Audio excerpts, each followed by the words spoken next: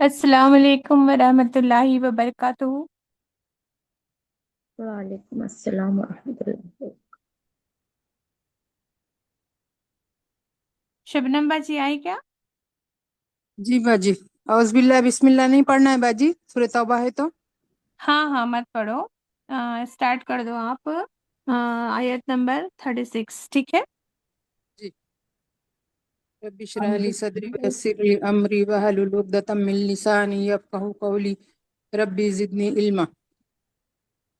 ان عدۃ الشہور عند اللہ اثنا عشر شہرا فی کتاب اللہ یوم خلق السماوات والارض منها اربعۃ حرم ذلك الدين القيم فلا تظلموا فيهن أنفسكم وقاتلوا المشركين كافة كما يقاتلونكم كافة واعلموا أن الله مع المتقين إنما النسيء زيادة في الكفر يضل به الذين كفروا يهلونه عاما ويحرمونه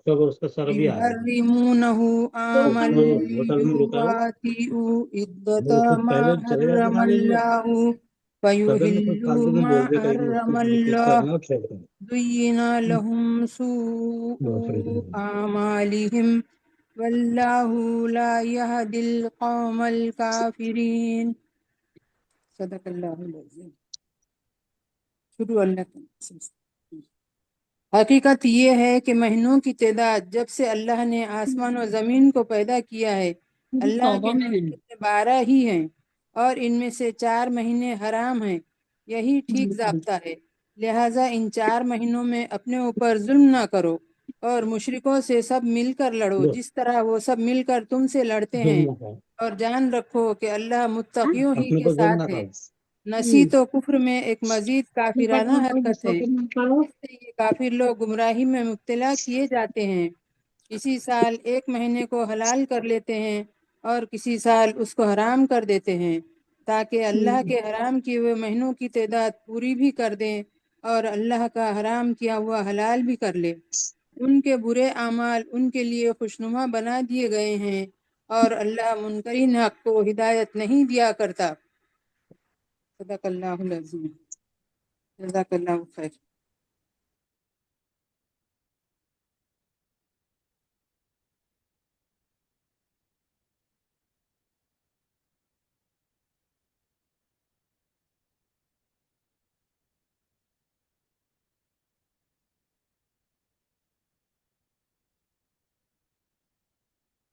ہو گیا باجی، ایک ہی آیت پڑھنا تھا نا؟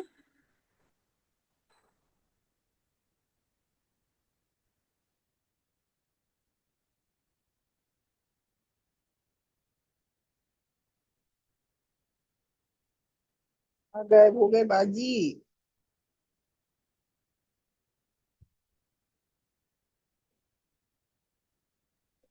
جی جزاک اللہ خیر، الحمدللہ الحمدللہ۔ جلدی جلدی سب کو دعوت دے دیجیے۔ ازبا آپ ہیں کیا؟ ازبا؟ نہیں، ازبا خزینہ کوئی ہے؟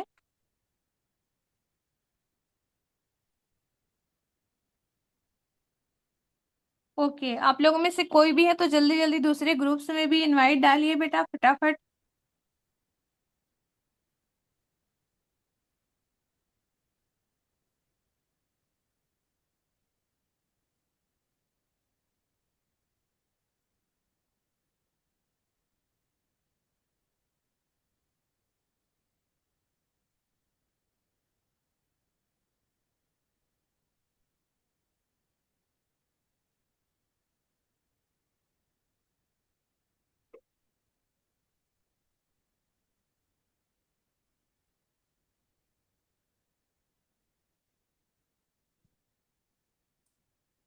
شروع کیجیے نا باجی۔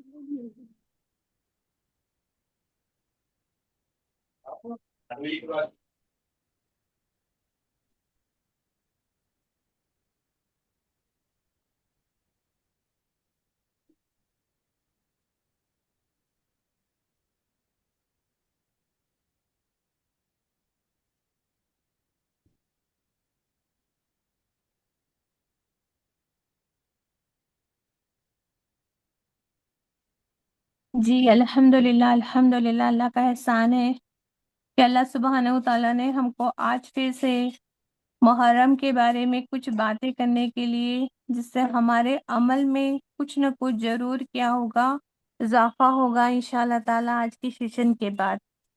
تو اللہ کا نام لے کر شروع کرتے ہیں۔ آپ سب لوگ جلدی جلدی دوسرے لوگوں کو انوائٹ کر دیجئے۔ انشاءاللہ تعالیٰ اللہ سبحانہ و تعالیٰ سے دعا ہے کہ ہم یہاں جو بھی سیکھیں اسے اپنے عمل میں بھی لائیں انشاءاللہ تعالیٰ۔ نحمدہ و نصلی علی رسولہ الکریم، اما بعد فاعوذ باللہ من الشیطان الرجیم، بسم اللہ الرحمن الرحیم۔ رب اشرح لی صدری ویسر لی امری واحلل عقدۃ من لسانی یفقہوا قولی، رب زدنی علما۔ اللہم صلی علی محمد وعلی آل محمد کما صلیت علی ابراہیم وعلی آل ابراہیم انک حمید مجید۔ اللہم بارک علی محمد وعلی آل محمد کما بارکت علی ابراہیم وعلی آل ابراہیم انک حمید مجید۔ السلام علیکم ورحمۃ اللہ وبرکاتہ۔ الحمدللہ الحمدللہ، اللہ کا نام لے کر اسٹارٹ کرتے ہیں۔ اللہ سبحانہ تعالیٰ سے دعا ہے کہ اللہ سبحانہ تعالیٰ رسول صلی اللہ علیہ وسلم آپ کے اہل بیت کے احترام میں ہم سے کوئی بھی کمی نہ ہو، اور ہم سے اگر کوئی کمی کوتاہی غلطی ہو جاتی ہے اللہ سبحانہ تعالیٰ تو ہمیں معاف فرما دینا۔ دیکھیں میری بہنوں، ہر سال محرم آتا ہے نا، ہر طبقے، ہر فرقے، ہر آنکھوں کو رلاتا بھی ہے۔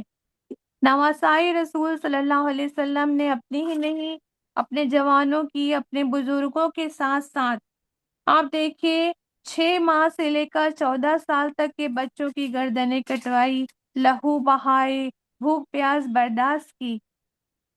کچھ اس کے پیچھے کوئی سبق تھا نا جو دینا تھا امت کے لیے، ایک سبق تھا، اس میں ایک درس تھا جنہوں نے اپنے عمل سے ہے نا سمجھانا تھا، کچھ پیغام تھا جو دلوں میں راسخ کرنا تھا۔ کہ سارا کا سارا پیغام، یہ درس، یہ سبق سمجھنے اور سمجھانے کی غرض سے میں سب سے پہلے امام حسین رضی اللہ عنہ جب کربلا کی طرف جا رہے تھے تو ایک دن پہلے جو خطبہ دیا تھا اپنے ساتھیوں کو، میں آپ کے ساتھ پہلے وہ شیئر کرنا چاہوں گی، تاکہ امام حسین رضی اللہ عنہ کی ساری سرگرمی میں، ساری قربانی کے پیچھے جو اصل فلسفہ تھا، جو اصل مقصد تھا، اصل میں ان کا جو نظریہ تھا، وہ ہم سمجھ سکیں۔ انشاءاللہ تعالیٰ آپ لوگوں نے جب انوائٹ پڑھا ہوگا تو سب کو آپ کو معلوم چلا ہوگا کہ ہم نے اس میں لکھا ہے کہ ہم ڈیٹیل میں کربلا کے واقعے کو پڑھیں گے انشاءاللہ تعالیٰ، اور اس کربلا کے واقعے کے پیچھے کیا پورا جو ہے تفصیلی واقعہ کیا تھا، یہ سب بھی پڑھیں گے انشاءاللہ تعالیٰ، ہے نا۔ تو آج جو ہے ہم پہلے دیکھتے ہیں کہ محرم کا مہینہ ہے، اس کے بارے میں ہمارے لیے اس میں محرم میں کیا فضیلتیں بتائی گئی ہے حدیث سے۔ فضیلتوں کے ساتھ ساتھ ہم پڑھیں گے کہ جو واقعہ کربلا ہوا تھا، یہ تو ہم انشاءاللہ تعالیٰ کل ڈیٹیل میں پڑھیں گے انشاءاللہ تعالیٰ کیا واقعہ تھا، اس کو سٹارٹنگ سے لے کر پڑھیں گے۔ لیکن آج ہم یہ دیکھنا چاہتے ہیں کہ جو محرم کا مہینہ آتا ہے، اسلامک مہینے کے حساب سے یہ نیا سال ہے نا، تو اس میں اس محرم کے مہینے میں جو واقعہ کربلا ہوا، وہ محرم کے مہینے میں کیوں سٹارٹنگ میں آیا، اللہ نے کیوں اس کو رکھا، اور ساتھ میں یہ جو واقعہ ہوا اس کے پیچھے ہمارے لیے کیا پیغام ہے. جب تک ہم پیغام کو نہیں سمجھیں گے کہ یہ سب کیوں ہوا، جب تک پیغام اس کے پیچھے کیا اللہ کیا ہمیں سکھانا چاہتا ہے، جب تک ہم یہ نہیں سمجھیں گے تب تک کہ ہم پھر یہ واقعہ کو پڑھ بھی لیں گے، رو بھی لیں گے، آنسو بھی بہا لیں گے، پھر ہم کیا ہوں گے، کل پھر بھول جائیں گے، ہے نا. ایسا ہوتا ہے نا کہ ہم یاد کرتے ہیں ہے نا دکھ والی چیزوں کو، پھر کیا کرتے ہیں دوسرے دن پھر اپنی زندگی میں لگ جاتے ہیں، اپنے روٹین پہ آ جاتے ہیں. لیکن ہم کو واقعہ کربلا کے پیچھے جو کیا مقصد تھا، کیا اللہ سبحانہ تعالیٰ کیا چاہتے تھے، اس کا کیا پیغام تھا، کیوں نبی صلی اللہ علیہ وسلم کے نواسائی رسول کو کیوں اپنی گردن اور اپنے بچوں کی، اپنے خاندان کی چھوٹے چھوٹے بچوں کی گردنیں کٹانی پڑی، اس کے پیچھے کیا پیغام تھا ہم لوگوں کے لیے. یہ ہم جب تک نہیں سمجھیں گے تو پھر ہم کو یہ محرم کو منانے کا، محرم میں کیا کرنا ہے، یہ سب کرنے کا کوئی فائدہ نہیں پہنچے گا. تو آپ لوگ کیا سمجھتے ہیں کہ آپ لوگ فضیلت پہلے فضیلت اور پیغام سمجھنا چاہیں گے یا پھر میں واقعہ اسٹارٹ کروں؟ فضیلت اور پیغام. پیغام بتا دیجیے. آپا ہے فضیلت. نا، پہلے فضیلت لے لیتے ہیں نا ہم. جی واقعہ تو بہت ڈیٹیل میں لیں گے جی انشاءاللہ تعالیٰ. تو ہم سوچ رہے تھے کہ ابھی محرم ہے تو ہم کو کیا کرنا ہے اس مہینے میں، اس مہینے کا کیا ہے، کیا برکتیں ہیں، وہ پہلے نوٹ کر لیتے ہیں ہم. پھر ہم جب بیٹھیں گے نا، پڑھیں گے نا، 2-3 دن تک کی کلاس ہوگی اپنی، جب ہم واقعات پڑھیں گے نا تو ہمارے بیٹھنے کا بھی ثواب ہوگا نا، کیونکہ ہم ثواب کی نیت سے پڑھیں گے. کیونکہ اس مہینے میں کیا فائدہ ہے، کیا کیا کرنا ہے، کیا نہیں کرنا ہے، یہ سب ہم پڑھ لیں گے تب ہم کو فائدہ بھی پہنچے گا نا پھر اس میں بیٹھنے کا، ہے نا. نیکیاں بھی ہم کو ملیں گی انشاءاللہ تعالیٰ. جو مجلس کی دعا، مجلس کی جو نیکیاں ہوتی ہیں وہ تو ملیں گی ہی، ساتھ میں ہم جب نیت کر کے بیٹھیں گے کہ ہم رسول صلی اللہ علیہ وسلم کے نواسے جو تھے، ہے نا، امام حسین رضی اللہ عنہ، ان کے بارے میں پڑھ رہے ہیں نا، ان کے جو اتنا بڑا انہوں نے جو سیکریفائس کیا ہے نا، اس کے بارے میں پڑھ رہے ہیں، تو سوچ کر بیٹھیں گے کہ اس سے ہم اپنی زندگی میں کچھ فائدہ لیں گے تو پھر اور زیادہ ثواب ملے گا انشاءاللہ تعالیٰ. تو ہم سوچ رہے تھے کہ فضیلت پہلے لیتے ہیں اور پیغام لیتے ہیں نا، کہ انہوں نے جو وہاں پہ خطبہ دیا تھا تو انہوں نے کیوں کیا بھائی. اب ہم سب حدیث میں پڑھتے ہیں کہ جو وقت کا خلیفہ ہوتا ہے، جو وقت کا خلیفہ ہوتا ہے اس کے خلاف جو ہے کوئی مطلب کھڑا نہیں ہو سکتا. میں آگے چل کر آپ کو آیت سے اس کو کوٹ کر کے بتاؤں گی انشاءاللہ تعالیٰ. تو وہ آیت جب کوٹ کر کے میں آپ کو بتاؤں گی تب آپ کو سمجھ میں آئے گا کہ اللہ نے تو قرآن میں فرما دیا ہے کہ تم جو ہے اللہ کے اور اللہ کے رسول کی اتباع کرو، اور ساتھ میں کیا کرو، جو وقت کا خلیفہ ہے، جو حکمران ہے، اس کی بھی اتباع کرنا ہمارا فرض ہوتا ہے. تو پھر کیا ہوا تھا، ہے نا، حسین رضی اللہ عنہ کے ساتھ کیا ہوا تھا کہ یزید اس وقت جو ہے خلیفہ بن چکا تھا. تو پھر کیوں آپ نے جو ہے اس کے خلاف جو ہے کیوں جا کر آپ نے یہ، ہے نا، یہ واقعہ کیوں ہوا پھر کربلا کا. اور پھر یزید ایکچول میں کیا وہ صحابی تھا، ہم یہ سب کل پڑھیں گے انشاءاللہ تعالیٰ کہ یزید کی پیدائش کب ہوئی تھی اور یہ واقعہ کب ہوا تھا. سب ڈیٹیل میں انشاءاللہ میں آپ کو بتاؤں گی، تب آپ کو سمجھ میں آئے گا کہ لوگ اتنی ساری باتیں پھیلا کے رکھتے ہیں کہ یزید تو صحابی تھا، صحابی کے خلاف ہم کچھ بول نہیں سکتے، یہ نہیں کر سکتے. ہاں، ان کے ابا حضور جو تھے نا وہ صحابی تھے الحمدللہ. کون تھے وہ؟ حضرت معاویہ معاویہ، رضی اللہ. حضرت حضرت معاویہ. معاویہ رضی اللہ. حضرت ہے نا، معاویہ رضی اللہ تعالیٰ. الحمدللہ الحمدللہ سب لوگ جانتے ہیں نا ان کے ابا جو تھے حضرت معاویہ حضرت رضی. معاویہ رضی اللہ عنہ. وہ کن کے بیٹے تھے؟ جی ابو ابو سفیان، ابو ابو سفیان سفیان کے. ابو رضی اللہ. سفیان رضی اللہ. ابو ابو سفیان سفیان کے رضی اللہ عنہ بھی بول سکتے ہیں کیونکہ انہوں نے بھی اسلام رضی قبول اللہ کیا تھا. تعالیٰ آپ عنہ کو ہیں میں وہ نے بھی. بتائی تھی کہ وہ کب اسلام قبول کیے تھے، ابو سفیان اور ان کی فیملی نے کب اسلام قبول کیا تھا؟ فتح فتح مکہ کے بعد نا کے باجی. بعد.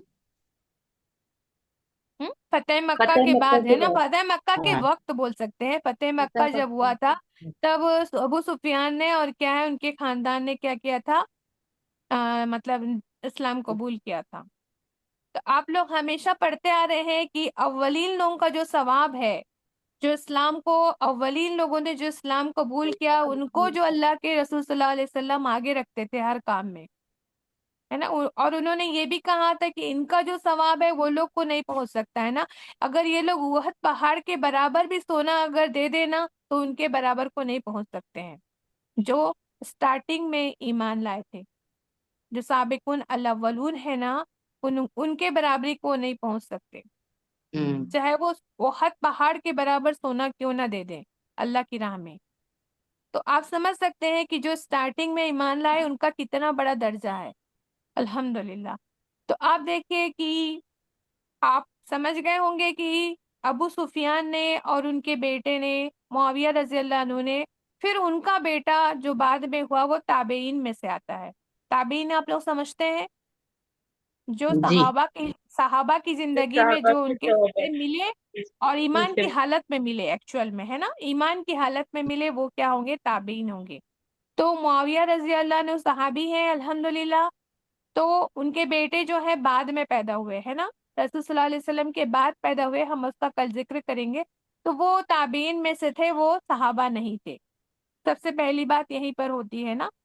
تو اب انہوں نے کیا کیا، معاویہ رضی اللہ عنہ نے کیا کیا تھا، اپنے بیٹے کو اپنے زمانے میں ہی کیا کر دیا تھا، خلیفہ ڈکلیئر کر دیا تھا. ابھی ہم آگے جب بڑھیں گے نا کل تو ہم پڑھیں گے کہ جب خلافت میں ایک جو خلیفہ رہتا ہے نا، خلافت وہ ہوتی ہے جس میں جو ہے نا جو خلیفہ بنے گا وہ کسی کی مرضی سے نہیں بلکہ عام لوگوں کی مرضی سے بنتا ہے. سمجھ میں آ رہی بات؟ عام لوگوں کی مرضی سے بنے گا، مطلب لوگوں کی اس میں کیا ہوگی ہے نا، سب کی جو ہے اس میں کیا ہوگی، رضامندی ہوگی. زبردستی کوئی کسی کو نہیں بنا سکتا جی ہے نا. تو انہوں نے کیا کیا تھا، معاویہ رضی اللہ عنہ نے کیا کیا تھا، اپنے بیٹے یزید کو کیا کر دیا تھا، خلیفہ مقرر پہلے سے کر دیا تھا. اس کے بارے میں آپ کو کل پکا حدیث بھی شیئر کروں گی. پتہ نہیں آج مجھے شیئر کرنے کا آپشن سمجھ میں نہیں آ رہا ہے، اس میں آج کچھ نیا آ گیا ہے اس میں. تو کل جو ہے اگر ہم جب بات کریں گے نا ان کے بارے میں تب میں آپ کو کل پوری جو حدیث ہے نا، حدیث کیا ہوتی ہے، راویوں کے تھرو آتی ہے نا. راوی ہوتے ہیں صحابہ کرام سے، تابعین نے سنا، تابعین سے طبع تابعین نے سنا، اس طرح سے ہم تک حدیث پہنچتی ہے. تو وہ کیا ہوتی ہے، پروفڈ ہوتی ہے. اور جو ہسٹری کی جو کتابیں ہوتی ہیں جیسے اسد الغابہ لے لو ہے نا، اور کثیر کی جو ہے جو کتابیں ہیں، ابن حسام کی جو کتابیں ہیں، جو بھی ہسٹری کی کتابیں ہیں، جو بھی اتہاس جو ہسٹری ہے، اسلامک ہسٹری کی کتابیں ہیں، وہ اتنی زیادہ کیا ہوتی ہے، پروفڈ نہیں ہوتی ہے. آپ دیکھیں گے ہر ہسٹری کی کتاب میں ہر بات جو ہے تھوڑی میں کچھ نہ کچھ ڈفرینس پایا جاتا ہے. کیونکہ ہسٹورین جو ہوتے ہیں نا جس کے انڈر میں ہوتے ہیں، جس راجا کے یا جس بھی خلیفہ کے انڈر ہوتے ہیں نا، تو وہ تھوڑی سی کیا کر جاتے ہیں، اپنے خلیفہ کو تھوڑا زیادہ ہے نا، تھوڑا سا زیادہ کیا کرتے ہیں، اس کو گلیمرائز کر دیتے ہیں، ان کی مطلب ان کے بارے میں بات کرتے ہیں. تو لیکن جو حدیث ہوتی ہے، حدیث کو جب جمع کیا جاتا ہے تو حدیث کو کیا ہے، ایک ایک راوی کے بارے میں پورا پتہ لگا کے ان کو پروف کر دیتے ہیں کہ ہاں یہ انسان جو ہے اس نے کبھی کوئی جھوٹ نہیں بولا، اس نے کوئی غلط کام نہیں کیا. تب ان سے کیا ہے، حدیث جو ہے ایکسیپٹ کی جاتی تھی. تو امام بخاری، صحیح مسلم ہے نا، مستدرک الحاکم، جتنی بھی کتابیں حدیث کی سب کیا ہے، پروفڈ ہے. ہاں حالانکہ اس میں کچھ حدیثیں ہوتی ہیں جو کیا ہوتی ہے، صحیح حدیث نہیں مانی جاتی ہے جب یہ پتہ چل جاتا ہے کہ اس کے جو راوی ہیں کیا ہے، وہ سچ نہیں بولتے تھے یا ان میں کوئی کمی تھی ہے نا، ان کی دماغ میں کچھ پرابلم تھا یا کچھ تھا، تو پھر وہ صحیح حدیث سے ہٹ جاتی ہے، وہ ہے نا دوسری ایسا حسن حدیث میں آتی ہے یا پھر موضوع ہو جاتی ہے. وہ سب ہم بات نہیں کر سکتے، ابھی اتنا ٹائم نہیں ہے. تو آج جو ہے ہم جو بات کرنے والے ہیں انشاءاللہ تعالیٰ میں اس پہ آتی ہوں کہ یزید کے ابا نے جب کیا کیا، اپنے بیٹے کو پہلے ہی ڈکلیئر کر دیا تھا، اپنی خلافت کے وقت پہ ہی ڈکلیئر کر دیا تھا کہ میرے بعد میرا بیٹا کیا بنے گا، خلیفہ بنے گا. اور بیعت لینی شروع ہو گئی تھی. اور پھر اتنے سالوں تک معاویہ رضی اللہ عنہ وہاں ملک شام میں گورنر بھی رہے، پھر اس کے بعد ان کی خلافت بھی رہی 20 سال تک کے. تو ان کا اتنا زیادہ پکڑ تھا اس ایریا میں کہ ان کے بیٹے کو جب وفات ہوا 60 ہجری میں، کربلا کا واقعہ ہوا 61 میں، 61 میں کربلا کا واقعہ ہوا محرم میں، اور 60 میں جو ہے معاویہ رضی اللہ عنہ کا ہے نا کی وفات ہوئی، تو ان کے بعد وہ یزید کو انہوں نے کیا کر دیا تھا، نامزد کر دیا تھا۔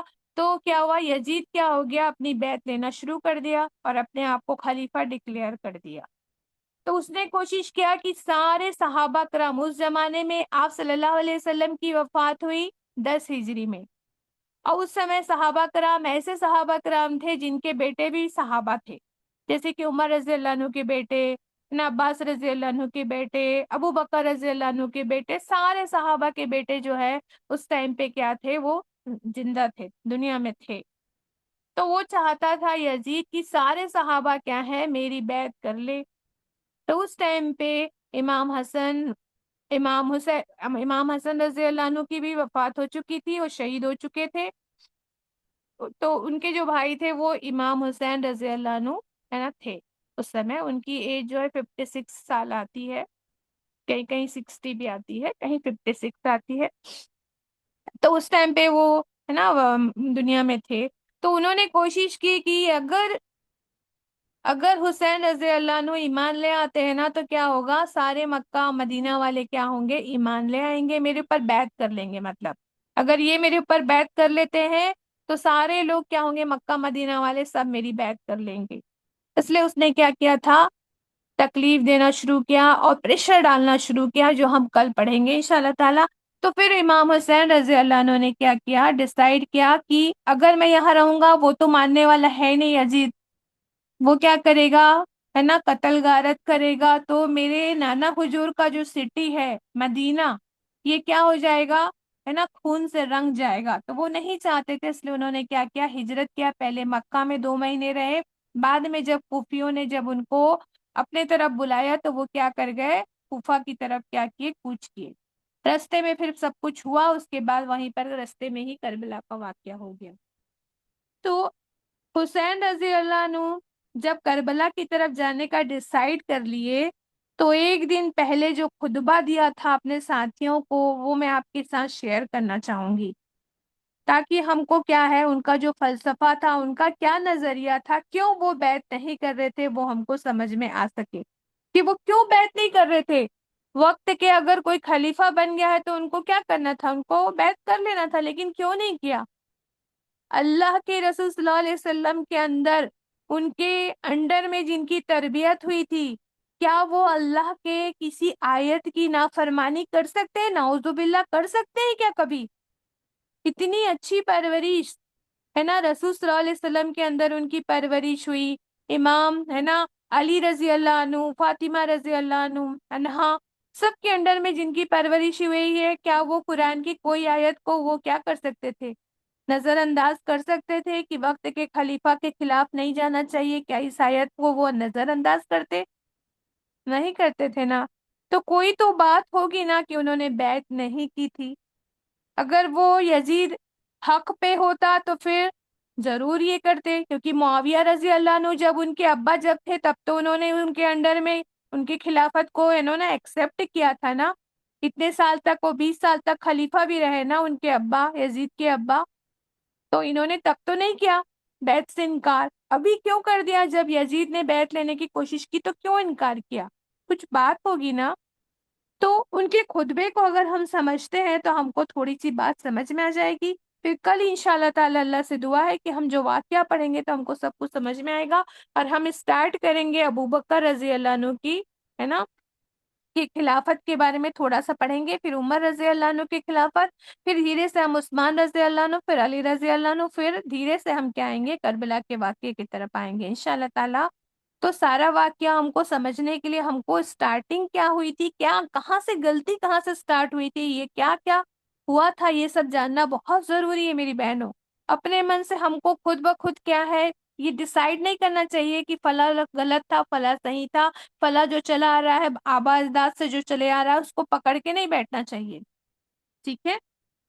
تو حسین رضی اللہ عنہ نے اپنے ساتھیوں کو مخاطب کر کے ایک دن پہلے ہے نا کیا فرمایا تھا، اللہ کے رسول صلی اللہ علیہ وسلم نے فرماتے ہیں کہ اللہ کے رسول صلی اللہ علیہ وسلم نے فرمایا ہے، مطلب میرے نانا نے فرمایا ہے کہ کیا کہہ رہے ہیں کہ حدیث کا حوالہ دیا انہوں نے کہ جو شخص کسی ایسے بادشاہ کو دیکھتا ہے، بادشاہ میں کوئی بھی اپنا حاکم ہو سکتا ہے نا، حدیث کا مفہوم ہے، حوالہ دیا کہ جو شخص کسی ایسے بادشاہ کو دیکھتا ہے جو ظالم ہے اور جابر ہے، خدا کی حرام کردہ چیزوں کو حلال کر رہا ہے، خدا سے کیے ہوئے عہد کو توڑ رہا ہے، نبی کریم صلی اللہ علیہ وسلم کی سنت کو تہس نہس کر رہا ہے، اور خدا کے بندوں پر گناہ اور زیادتی کے ساتھ حکومت کر رہا ہے۔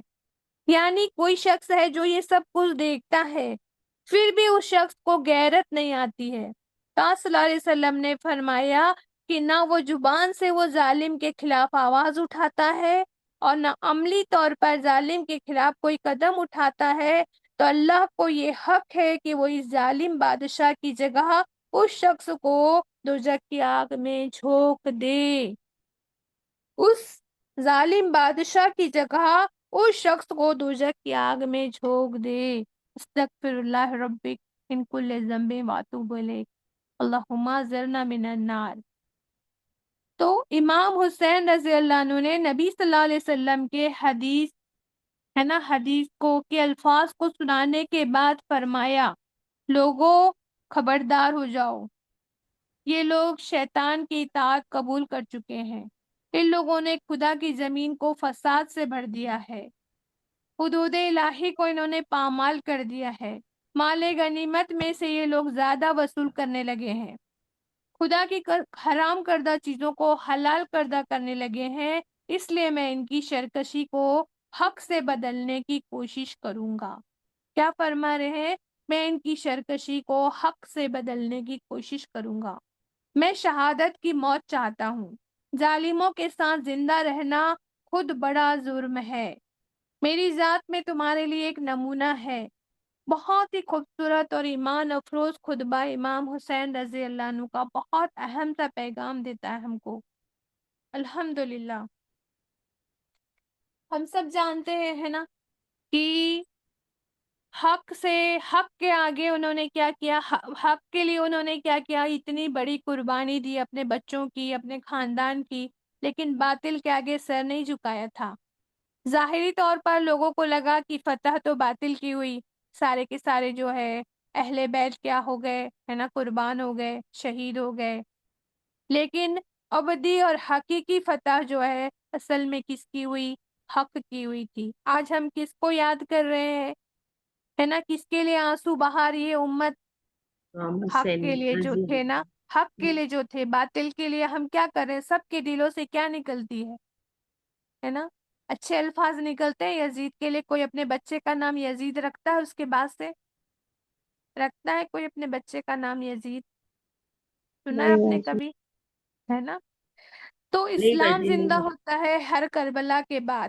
اگر آپ دیکھیں کہ اس خطبے میں کتنے پیغام ہیں، ظلم و جبر کے خلاف جم جانے کا ہے نا، حلال کی حفاظت اور حرام کے خلاف ڈٹ جانے کا، اللہ کے عہد کو نبھانے کا درس دیتا ہے یہ خطبہ۔ نبی صلی اللہ علیہ وسلم کی سنت کی اتباع، ظالم حکمرانوں کے خلاف کلمہ حق پکارنے کا پیغام دیتا ہے، طاغوتی طاقتوں کا قلادہ گردنوں سے اتارنے کا طریقہ سکھاتا ہے یہ۔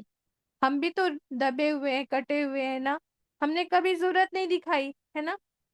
مال غنیمت میں خیانت کو روکنے کا پیغام دیتا ہے۔ بتایا نا انہوں نے خطبہ میں کہ وہ لوگ مال غنیمت کو کیا کرتے تھے ہے نا، زبردستی کیا کرتے تھے؟ خرچ کرتے تھے اور لوگوں سے زبردستی وصول بھی کرتے تھے۔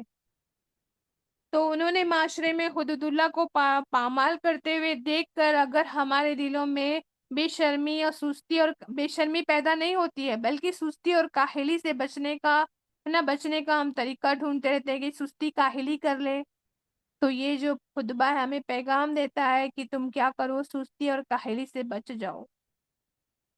آج میں ہائی لائٹ کرنا چاہوں گی کہ جب ہم سبھی اس بات پہ بہت غمزدہ بھی ہیں، آج ہم افسردہ بھی ہیں، یاد کرتے ہیں تو امام حسین کی جو اتنی بڑی رضی اللہ عنہ کی اتنی بڑی شہادت تھی، اس کا پیغام کیا تھا؟ سب سے بڑا پیغام آپ دیکھیں گے، اول نمبر پہ سب سے بڑا پیغام مجھے نظر آتا ہے، شہادت کی عظمت کا درس ہے، شہادت کی فضیلت کو سمجھاتی ہے، یہ جو ہے نا شہادت ہے۔ شہادت کی عظمت سکھاتی ہے ہمیں ان کی شہادت، اور جس کے لیے اللہ نے فرمایا ہے کہ ہمیں، رسول صلی اللہ علیہ وسلم نے فرمایا ہے کہ ہمیں شہادت کی دعا بھی مانگنی چاہیے، مسنون دعا بھی ہے شہادت کی۔ کس کو یاد ہے شہادت کی دعا؟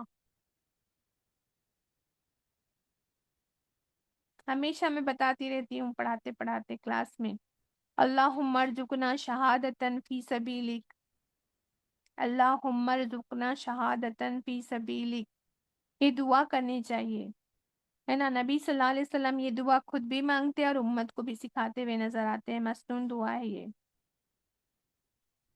آپ جانتے ہیں آپ صلی اللہ علیہ وسلم کو حیات طیبہ میں ہی آپ صلی اللہ علیہ وسلم کو محبوب نواسے کی شہادت کی خبر دے دی گئی تھی، خبر دے دی گئی تھی، مٹی بھی دکھا دی گئی تھی کربلا کی، تاریخ بھی بتا دی گئی تھی، کربلا کے میدان کی، ہے نا، جگہ مٹی تک دکھا دی گئی تھی۔ اتنے محبوب، اتنے لاڈلے اپنے جسم کے ٹکڑے فاطمہ رضی اللہ عنہا کے لاڈلے کی شہادت کی خبر آئی تو آپ نے کہیں نہیں آتا ہے کہ کہیں آپ نے ہاتھ اٹھا کے یہ دعا کی ہو کہ اللہ میرے نواسوں کو ظلم زیادتی سے بچا لینا، غم سے بچا لینا، پیاس اور بھوک سے بچا لینا، سب کچھ ان کو معلوم تھا۔ ہم حدیث پڑھیں گے انشاءاللہ تعالی، میں آپ کو کل حدیث شیئر کروں گی، اس میں سب کچھ آئے گا کہ ان کو پتہ تھا صلی اللہ علیہ وسلم کو۔ کیوں کیوں نہیں دعا کی؟ آپ لوگوں کو کیا سمجھ میں آ رہا ہے کہ میرے نواسوں کو، میرے نواسے کو اور ان کے ساتھیوں کو، ہے نا، شہادت سے، خون بہنے سے، بھوک پیاس سے بچا لینا، اللہ کیوں نہیں مانگا دعا؟ اللہ کی مرضی تھی نا، ہے نا، کیونکہ یہ مومن کے لیے تو امت کے لیے بھی ایک شہادت، پیغام تھا اور اللہ کی ہاں، مرضی تھی، امت امت کے کے لیے لیے بھی نا ایک اللہ پیغام کی تھا۔ مرضی ہے۔ ہوں مومن کے لیے شہادت مطلوب ہے نا، اللہ چاہتا ہے کہ میرے مومن بندے شہادت مانگے اور ان کو شہادت ملے، ہوں ہے نا، مقصد ہے، مقصود ہے، مطلب انسان کے لیے، ہے نا، یہ وہ شہادت ہے جس کے لیے حدیث میں آتا ہے کہ حدیث کی شہید کے خون کے پہلے قطرے کے گرتے کے ساتھ اس کے سارے گناہ بخش دیے جاتے ہیں۔ اور ہوں تکلیف کتنی ہوتی ہے، ہم تو سوچتے ہیں کہ ارے بچے شہید ہو رہے، بچے مارے گئے، دیکھو کیسا بچہ تڑپ رہا ہے، آپ کو پتہ ہے کتنی تکلیف ہوتی ہے؟ ہمیں حدیث سے پتہ چلتا ہے کہ سوئی کے نکے کے برابر، چبھنے کے برابر بس تکلیف ہوتی ہے، اتنی سی۔ سوئی کا نکا کتنا ہوتا ہے جس میں سے ہم دھاگا گھساتے ہیں، اس کے چبھنے کے برابر بس تکلیف ہوتی ہے۔ ہم کو لگتا ہے اللہ کی راہ میں شہید ہونا کتنا آسان ہے، سمجھ جائیے آپ۔ یہ جو اللہ کی راہ میں مارے جاتے ہیں ان کو مردہ نہ کہو، اللہ نے قرآن میں فرما دیا نا، سورہ بقرہ میں ہی ہم پڑھ چکے ہیں، اللہ کی راہ میں مر جاتے ہیں ان کو مردہ نہ کہو، یہ تو زندہ ہیں، لیکن تمہیں اس بات کا شعور نہیں ہے۔ اور شعور دینے کے لیے اللہ کے رسول صلی اللہ علیہ وسلم کی حدیث کے الفاظ ہیں۔ رسول صلی اللہ علیہ وسلم نے فرمایا کہ شہداء کی ارواح جو ہے نا، جنت میں سبز پرندوں کی شکل میں اڑتی پھرتی ہے اور جنت کے باغوں میں سے اپنا رزق پاتی ہے، اور رات ہوتی ہے تو اللہ سبحانہ وتعالیٰ کی عرش کے ساتھ جو قندیلیں معلق ہے نا، اس میں بسیرا کرتی ہے۔ یہ شہادت کا وہ عظیم درس ہے جو امام حسین رضی اللہ عنہ نے امت کو دیا تھا، موت کے خوف کو نکال کر شہادت کا ذوق شوق پیدا کیا لوگوں کے دلوں میں۔ امام حسین رضی اللہ میدان کربلا میں دین کی حفاظت کے لیے اپنی ذات کی ہی نہیں، اپنے تمام قیمتی محبوب لوگوں کے خون تک کی قربانی دے دیا، اپنے چہتوں کی، چھوٹے چھوٹے بچوں کی قربانیاں دے دی، 6 مہینے کا چھوٹا بچہ ان کی قربانی دے دی، ان کے چھوٹے بچے کو، دودھ پیتے بچے کو نیزے ڈال کے شہید کیا گیا۔ یہ تربیت ہے، ان کی شہادتوں پہ رونا اصل تربیت نہیں ہے کہ ہم شہادت کو سن سن کے، ہے نا، لچھے دار باتیں سن سن کے ہم اس کو سن سن کے رو رہے ہیں، رونا اصل وضو تربیت بنا کے نہیں لیے ہے۔ چلو جلدی وضو بنا لو گڈو۔ آپ لوگ مائک بند رکھو نا بیٹا پلیز۔ تو ان کی شہادتوں کو سن سن کے رونا اصل تربیت نہیں ہے، اپنی قربانی کی کمی پہ آنسو بہانا ہے، یہ پیغام ہے ہمیں۔ ہم کتنی قربانی کرتے ہیں، کتنی کم ہے ہماری قربانیاں دین کے لیے، اسلام کے لیے. تو اپنی قربانی کی کمی پہ آنسو بہانا ہے. حق کی خاطر، دین کی خاطر، دین کی سربلندی، دین کی اشاعت کی خاطر ہم کیا کرتے ہیں؟ اپنے تن من دھن صلاحیت، اپنے آپ کو، اپنے پیاروں کو، سب کو خرچ کرنا ہمیں دین کے لیے. لن تنالوا البر حتی تنفقوا والا جو آیت ہے نا، تم نیکوکار میں سے نہیں بن سکتے جب تک تم اپنے دل پسند محبوب چیزوں کو تم اللہ کی راہ میں خرچ نہ کر دو، قربان نہ کر دو. تو ان پر عمل کرتے، ان آیتوں پہ عمل کرتے ہوئے ہم کو حسین رضی اللہ عنہ نظر آتے ہیں. الحمدللہ انہوں نے حق گوئی کا، حق کی سربلندی کے لیے جم جانے کا، ڈٹ جانے کا، کٹ جانے کا، لیکن جھکنے سے بچ جانے کا، ہے نا. یہ طریقہ ہم کو سکھایا ہے نا. جھکنا نہیں ہے، کس کے آگے؟ باطل کے آگے نہیں جھکنا ہے. قرآن میں آتا ہے نا، تعاونوا علی البر، نیکی اور تقوی کے کاموں میں کیا کرو؟ ایک دوسرے کی مدد کیا کرو، اور ظلم اور زیادتی کے معاملے میں ایک دوسرے کی مدد نہ کیا کرو. چاہے کتنے بھی قریبی، کتنے ہی انفلوئنشیل شخص کی طرف سے، تمہارے چاہے کتنے بھی قریبی بھائی بہن، عزیز اقارب کی طرف سے ہے نا ہو، ان کو مدد نہیں کرنا اگر وہ ظلم اور زیادتی کا کام کر رہے ہوں. حق کو، سچائی کو پسند کرنا، اسی کو محبوب رکھنا. شہادت کی رات کو بھی آپ لوگ ہم جب پڑھیں گے نا انشاءاللہ تعالیٰ، تو آپ اس میں بھی جو امام حسین رضی اللہ عنہ نے سب لوگوں کو جمع کیا، جتنے 72 لوگ کے بارے میں آتا ہے، 72 لوگوں کے بارے میں آتا ہے کہ ان کے ساتھ چلے تھے کربلا کے لیے، ہے نا. کربلا کے میدان میں جب وہ رات کو جمع تھے اور سب کو پتہ چل گیا تھا کہ اب جو ہے کوئی صلح نہیں ہونے والی، ہم کوفہ نہیں جا رہے ہیں، کوفہ والوں نے ہم کو بلایا ہے، لیکن کوفہ والوں نے میرے کیا ہے عقیل کو، عقیل رضی اللہ عنہ کو کیا کیا؟ عقیل کون تھے؟ آپ کے بھائی تھے نا، چچیرے بھائی تھے. چاچا کے بیٹے انہوں نے تھے. پہلے ان کو بھیجا تھا نا کہ جاؤ پتہ لگا کیا کوفہ میں جو ہو رہا ہے وہ کیا ہے، سچ میں یہ لوگ ہم کو کیوں بلا رہے ہیں، کیا وہ ہمارا ساتھ دینا چاہتے ہیں ظلم کے خلاف، یا پھر کچھ اور بات ہے. تو جب وہ گئے تو پہلے تو بہت عزت کیا، بعد میں انہوں نے کیا کیا ہے نا، ابن زیاد کے آ جانے پر، گورنر بن کے آنے پر، اس نے جو ان کے ساتھ جو معاملہ کیا، ان کو وہیں پر اتنے خطرناک طریقے سے شہید کیا. پھر اس کے بعد وہ خبر پہنچی ان تک کے، تو پھر ابن زیاد نے کیا کیا تھا؟ ایک لشکر بھی بھیج دیا تھا، قلم پڑھیں گے انشاءاللہ تعالی. تو جب معلوم چل گیا کہ اب جو ہے ہم جو ہے کوفہ میں جو ہے ظلم کے خلاف لڑنے کے لیے ہے نا حاکم بن کے نہیں جا رہے، مطلب لیڈر بن کے نہیں جا رہے ہیں، بلکہ ہم کو کیا کرنا ہے اب، ہے نا، ظلم کے خلاف خود ہی ہم کو کیا کرنی؟ لڑائی کرنی ہے. ابن زیاد کے خلاف ہم کو لڑائی کرنی ہے. اور یہ جو جنگ ہونے والا ہے وہ کیا ہونے والا ہے؟ موت تک کے، شہادت تک کے پہنچنے والا ہے. یہ آپ کو بھی پتا تھا. جب جنگ صفین کے بعد جب واپس لوٹ رہے تھے نا علی رضی اللہ عنہ، آپ لوگ کو پتا ہے جنگ صفین کے بارے میں کن کے بیچ ہوا تھا جنگ صفین؟ نہیں پتا. نہیں معلوم؟ کسی کو حضرت پتا ہے؟ علی علی اور عثمان، حضرت عثمان کے. نہیں بیٹا، حضرت معاویہ رضی اللہ عنہ اور علی رضی اللہ معاویہ عنہ کے بیچ ہوا تھا، ہے نا. جبکہ صفین کیا ہے، عبداللہ علی رضی اللہ عنہ کیا تھے؟ خلیفہ تھے وقت کے. تو معاویہ رضی اللہ عنہ نے ان سے کیا کیا تھا؟ جنگ کیا تھا. انہوں نے کہا تھا کہ عثمان رضی اللہ عنہ کے قاتلوں کا پہلے تم بدلہ لو، بعد میں جو کام کرنا ہے وہ کرنا.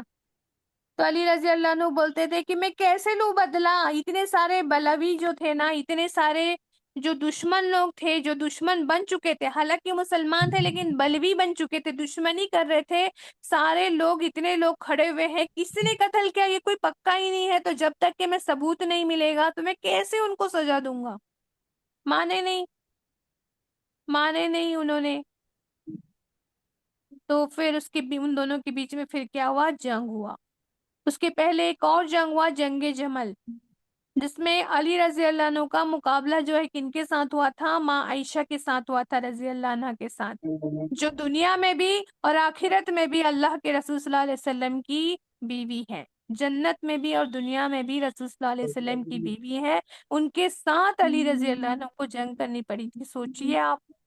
اور اس وقت بھی وہ وقت کے خلیفہ تھے، اور ان کو پتا تھا ہے نا کہ خلیفہ کے خلاف لڑنا قرآن میں منع ہے، وقت کے خلیفہ، لیکن ہوا تھا یہ، ہے نا۔ تو ہم کل ڈیٹیل میں اس کے بارے میں بات کریں گے انشاءاللہ تعالیٰ۔ تو میں آپ لوگوں کو پھر جنگ صفین اور جنگ جمل کے بارے میں بھی آپ کو بتانا پڑے گا، آپ لوگوں کو نہیں معلوم ہے تو میں شارٹ میں انشاءاللہ لے کر چلوں گی، ہے نا۔ جو کربلا کا جو واقعہ ہے نا اس میں یہ ساتھ میں ہم لے کر چلیں گے، ٹھیک ہے۔ اسٹارٹنگ میں یہ بتائیں گے، پھر لے کر چلیں گے، تو آپ لوگ 2-3 دن تک 3 دن تک انشاءاللہ جوائن کر پائیں گے، کیونکہ میرا 3 دن کا میں نے سوچی تھی ابھی، لیکن 3 دن میں پھر جنگ صفین اور جنگ جمل لیں گے تو پھر یہ تو ٹائم لگے گا، ہے نا، 3 دن لگے گا۔ تو آپ لوگ 10 تاریخ کی دوپہر میں جوائن کر پائیں گے 3-4 بجے، جی جی کیونکہ باجی، روزہ تو رہے گا، ہے نا، جی باجی، انشاءاللہ روزہ بھی رہے گا اور ہم جوائن بھی کریں گے، اور پورا ہے نا شہادت کا واقعہ تک پورا کریں گے انشاءاللہ تعالیٰ، ٹھیک ہے۔ انشاءاللہ پورے سارے واقعات انشاءاللہ پورا کریں گے، کیونکہ ادھورا چھوڑ کے پھر آدھی ادھوری بات سننے سے کوئی فائدہ بھی نہیں ہے نا، کہ یہ جو ہوا اس کے پیچھے اصل وجہ کیا تھی یہ تو پتا ہونا ضروری ہے نا، ٹھیک ہے۔ تو جب رات ہو گئی 9 تاریخ کی جو رات 10 تاریخ کی جو رات تھی، 10 محرم کی جو رات تھی نا، کربلا کے میدان میں تھے یہ لوگ، تو شہادت کی رات کو امام حسین رضی اللہ عنہ نے سب لوگوں کو جمع کیا اور فرمایا، اپنے ساتھیوں کو، سب لوگ تھے ہے نا ٹینٹ میں، کہ یہ لوگ میرے دشمن جان ہے، فرمایا کہ یہ لوگ میرے دشمن جان ہیں، یہ لوگ جو ہے نا دشمن میرے خون کے پیاسے ہیں، آپ لوگوں کا ان سے کوئی دشمنی نہیں ہے، ان لوگوں کو آپ کی جان، آپ لوگوں کی جان نہیں چاہیے، یہ میرے دشمن ہے، کیونکہ میں نہیں بیعت کر رہا ہوں، اگر میں بیعت کر لیتا ہوں تو سب ختم ہو جائے گا، سارا جھگڑا ختم ہو جائے گا۔ تو آپ سمجھ سکتے ہیں نا یہاں سے کیا پتا چل رہا ہے ہم کو، کہ جو جھگڑا تھا وہ کس چیز کے لیے تھا، بیعت کے لیے ہی تھا نا۔ بیعت کس چیز کی جا رہی تھی؟ خلافت کی، کہ مجھے خلیفہ بنا لو، تم بیعت کر لو میرے ہاتھوں میں۔ تو پھر تو یہ جو کربلا کا واقعہ ہوا، آپ کیا سوچ رہے ہیں پھر؟ کون کلپریٹ ہے اس کا؟ کون اس کا ذمہ دار ہے پھر، ہے نا؟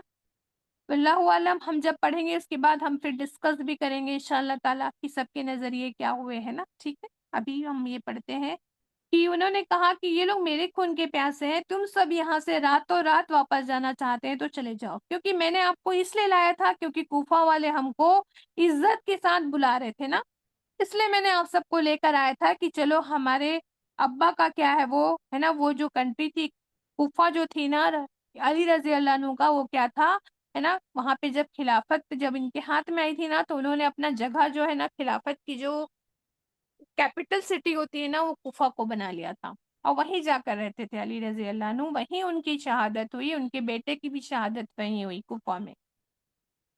تو بولے ان لوگوں کو میرے سے دشمنی ہے، اور ہم سب جا رہے تھے، جب ہم مکہ سے نکلے تھے، ہم تو لیٹر آیا تھا کوفہ والوں کا کہ یہاں جائیے، بہت زیادہ ان لوگوں نے ہم کو کیا کیا تھا، ہے نا، جیسے اپنے لوگوں کو کیسے لوگ بولتے ہیں نا، ممی یہ نہیں کرو گی نا ممی تو میں بات نہیں کروں گی، ایسا جو کرتے ہیں نا، ویسا کوفہ والوں نے لیٹر لکھا تھا آپ صلی اللہ علیہ وسلم کے نواسے، مطلب ان کو، حسین رضی اللہ عنہ کو۔ تو ہم جا رہے تھے، لیکن اب تم یہاں سے جہاں راتوں رات واپس جا سکتے ہو، میں چراغ کو کچھ سمے کے لیے بجھا دیتا ہوں تاکہ تم کو شرم محسوس نہ ہو، اور انہوں نے چراغ بجھا بھی دیا، روشنی ختم کر دیا، تاکہ آپ لوگوں میں سے جو بھی جانا چاہتے ہیں بنا کچھ کہے چپ چاپ واپس چلے جائیے۔ لیکن جب چراغ پھر سے جلایا تو دیکھا کہ ایک بھی فرد واپس نہیں گیا تھا۔ یہ دیکھ کر امام حسین رضی اللہ عنہ کی آنکھوں میں آنسو آ گئے، سب نے یہی کہا کہ ساتھ نکلے ہیں حق کی سربلندی کے لیے، یہ سر کٹ جائے گا لیکن بزدلی کا داغ لے کر ہم واپس نہیں لوٹیں گے، بزدل نہیں کہلائیں گے۔ یہ وہ شہادت کا عظیم درس ہے جو امام حسین رضی اللہ عنہ اور ان کے ساتھیوں نے امت محمد صلی اللہ علیہ وسلم کو دیا ہے۔ شہادت کا ذوق و شوق مردوں، جوانوں، بوڑھوں میں پیدا کرتا ہے، یہ وہ شہادت کا ولولہ ہے جو آج امت کی ہر سطح پر ہم کو ایبسنٹ دکھائی دیتا ہے، اور یہی وجہ ہے آج امت کی رسوائی ہے، ذلت ہے، بدحالی ہے، مغلوبی کی اصل وجہ بھی یہی ہے، بزدلی۔ آپ صلی اللہ علیہ وسلم نے کیا فرمایا تھا پتہ ہے؟ صلی اللہ علیہ وسلم صحابہ کرام کے بیچ تھے، صحابہ کرام کی بہت بڑی جماعت تھی۔ فرماتے ہیں، مفہوم بتا رہی ہوں حدیث کا، ان قریب غیر قومیں تم پر چڑھ آئیں گی۔ صلی اللہ علیہ وسلم نے تو جو بھی پیشن گوئی کی تھی ساری کی ساری پوری ہو رہی ہے نا، اور انشاءاللہ ہوتی رہے گی قیامت تک کہ جو بھی پیشن گوئی ہوئی تھی، اور اس کی تو پوری کربلا کے واقعے کی تو پوری پیشن گوئی تھی۔ میں آپ کو وہ بتا رہی تھی نا ابھی بیچ میں کہ صفین سے جب واپس لوٹ رہے تھے نا علی رضی اللہ عنہ، تو جب یہ کربلا کا جو ہے نا جگہ، جو کربلا جو ہے نا وہاں پہ رستے میں پڑا تھا، تو انہوں نے آواز لگائی تھی اپنے بیٹے کو، کن کو؟ حسین رضی اللہ عنہ کو، کہ حسین ادھر آؤ، یہ وہ جگہ ہے بولے جہاں تم کو شہادت ملنے والی ہے، اور اس کی مٹی رسول صلی اللہ علیہ وسلم نے مجھے بھی دکھائی تھی۔ مطلب علی رضی اللہ عنہ کو بھی پتا ہے کہ میرا بچہ یہاں پہ شہید ہوگا، ناحق ان کو شہید کر دیا جائے گا، اور ان کو بھی پتا ہے، اسی لیے انہوں نے کہا کہ اب آپ لوگ ساتھیوں سے کہا کہ آپ لوگ چلے جائیے، یہ لوگ میرے خون کے پیاسے ہیں، یہ لوگ مجھے شہادت تک پہنچانے والے ہیں، آپ لوگ واپس چلے جائیے۔ کوئی نہیں گیا۔ تو اللہ کے رسول صلی اللہ علیہ وسلم نے فرمایا تھا کہ عنقریب غیر قومیں تم پر چڑھ آئیں گی، اور تم اور ایک دوسرے کو تم پر حملے کی دعوت بھی دیں گی۔ ہو رہا تھا کہ نہیں ہو رہا تھا؟ ایک دوسرے کو دعوت دے رہے تھے حملے کی۔ آپ صلی اللہ علیہ وسلم نے مثال سے بھی سمجھایا، اگزامپل سے سمجھایا۔ عنقریب غیر قومیں تم پر حملے کی دعوت دیں گی، بالکل ویسے جیسے اگر دسترخوان پر کھانا رکھ دیا جائے تو کھانے کی دعوت دی جاتی ہے، آ جائیے آ جائیے، جو بھی ہوتا ہے نا دسترخوان رکھا ہوتا ہے تو کیسے بولتے ہیں ہم؟ جلدی آ جائیے جلدی آ جائیے، کیوں؟ کیونکہ ٹھنڈا نہ ہو جائے کر کے۔ کتنی جلدی جلدی بلاتے ہیں جب دسترخوان لگ جاتا ہے۔ تو ایسا ہی بتایا اللہ کے رسول صلی اللہ علیہ وسلم نے کہ مسلمان جو ہے وہ غیر قوموں کے نزدیک گویا تر نوالا بن جائیں گے۔ اور بالکل آج کے جو حالات ہیں نا، آل فورسز مل کر آج ہم پر کیا ہے؟ حملہ ور ہے اسلام پہ، مسلمانوں پہ۔ صحابہ کرام نے ترنت پوچھا تھا، یا اللہ کے رسول صلی اللہ علیہ وسلم، کیا ہم اس وقت تھوڑے ہوں گے؟ ہم کم لوگ ہوں گے کہ ہم غیر محفوظ ہو جائیں گے؟ فرمایا صلی اللہ علیہ وسلم نے، نہیں، اس وقت تم بہت کثیر ہوگے، بہت زیادہ ہوگے۔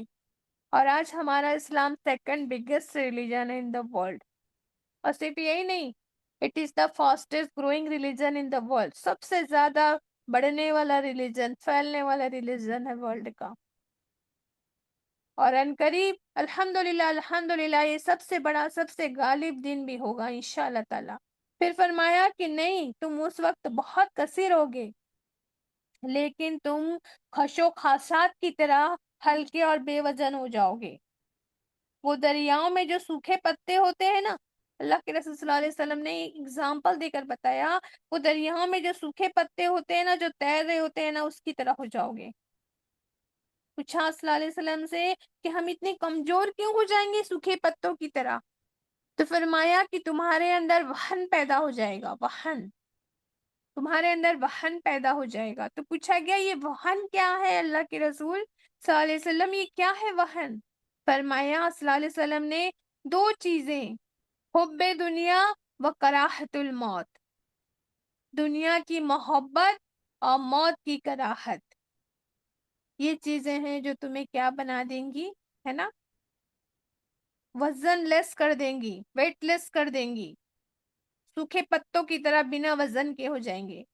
این آج یہی حالت ہے ہمارے، دنیا کے مال، حکومت، عہدے، اقتدار، یہاں کی ناموری، یہاں کے سونے جواہرات، یہاں کی کوٹھیاں، یہاں کی کاریں، یہاں کی جائیداد کی فکریں ہیں کہ نہیں ہیں؟